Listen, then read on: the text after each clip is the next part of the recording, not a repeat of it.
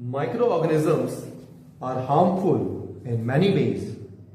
Some of the microorganisms cause diseases in human beings, plants, and animals.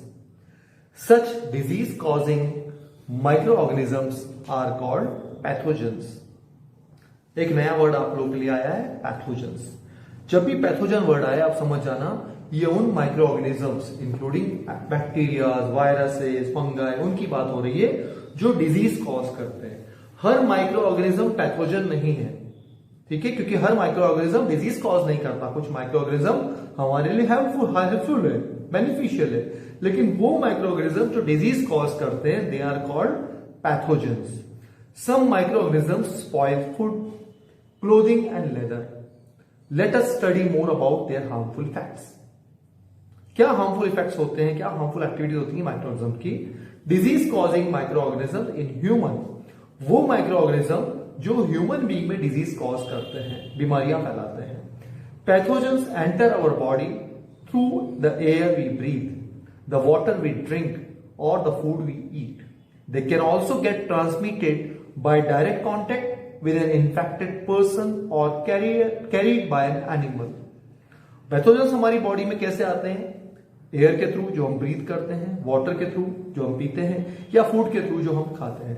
कभी कभी कुछ micro organisms pathogens किसी ऐसे इंसान जो ऑलरेडी इन्फेक्शन है जिसको, उसके थ्रू डायरेक्ट कॉन्टेक्ट में या किसी एनिमल के थ्रू आ जाते हैं. Microbial diseases that can spread from an infected person to a healthy person through air, water, food or physical contact are called communicable diseases.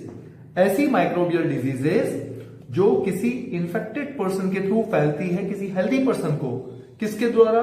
Air, water, food या physical contact के द्वारा. इन diseases को हम कहते हैं communicable diseases. Community diseases, communicable diseases, एक इंसान से दूसरे इंसान में फैलने वाली diseases.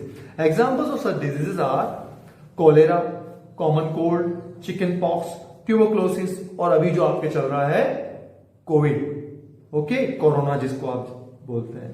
When a person suffering from common cold sneezes, fine droplets of moisture carrying thousands of viruses are spread in the air.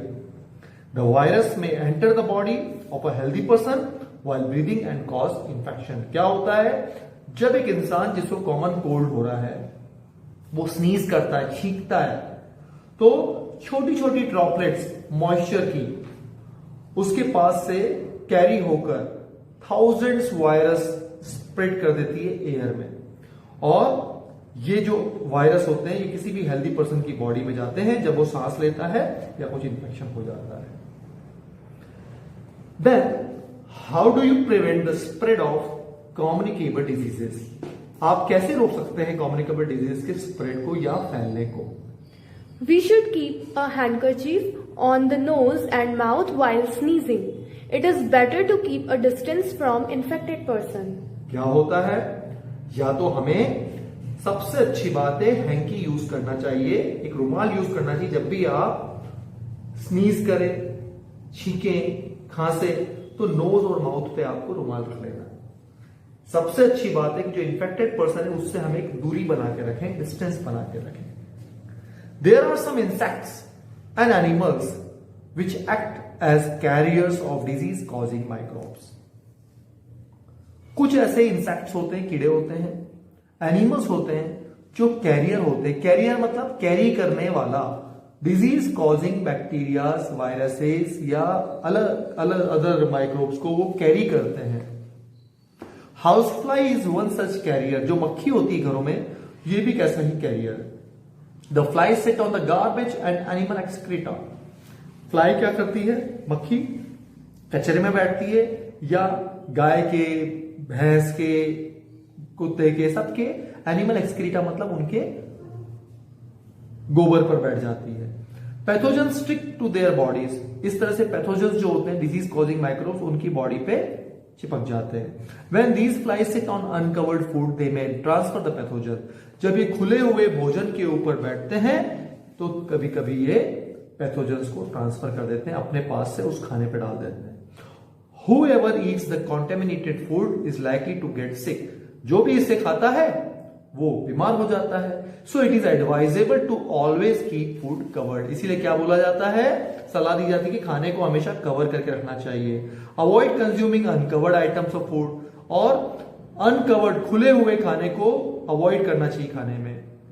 Another example of a carrier is the female Anopheles mosquito, which carries the parasite of malaria, Plasmodium. एक और example है, जो mosquito होता है उसमें भी कौन सा, एनोफ्लीज मॉस्किटो, वो भी फीमेल, मेल और फीमेल दोनों होता है मॉस्किटो में। तो फीमेल एनोफ्लीज जो मॉस्किटो होती है कहना चाहिए, वो एक पैरासाइट कैरी करती है मलेरिया का, इसे हम कहते हैं प्लाज्मोडियम। जो female aedes mosquito acts as carrier of dengue virus, इससे डेंगू जो फीवर होता है वो भी मॉस्किटो से आता है, वो होता है एडीज मॉस्किटो, फीमेल होती है वो भी। How can we control the spread of malaria और डेंगू? अगर हमको मलेरिया या डेंगू को कंट्रोल करना है तो कैसे कर सकते हैं? Why does the teacher keep telling us not to let water collect anywhere in the neighborhood? हाँ, टीचर हमेशा बताते हैं आपको, क्यों बताते हैं कि वाटर हमारे आसपास कहीं कलेक्ट नहीं होना चाहिए ओपन में। Yes, this is why. All mosquitoes breed in water. क्योंकि सभी मॉस्किटो कहां ब्रीड करते हैं, जन्म लेते हैं, बढ़ते हैं वाटर में। Hence one should not let water collect anywhere in coolers, tires, flower pots, etc. तो आपके कूलर्स में, टायर्स में, फ्लावर पॉट्स में, यहाँ कहीं भी पानी इकट्ठा नहीं होना चाहिए। By keeping the surroundings clean and dry, we can prevent mosquitoes from breeding.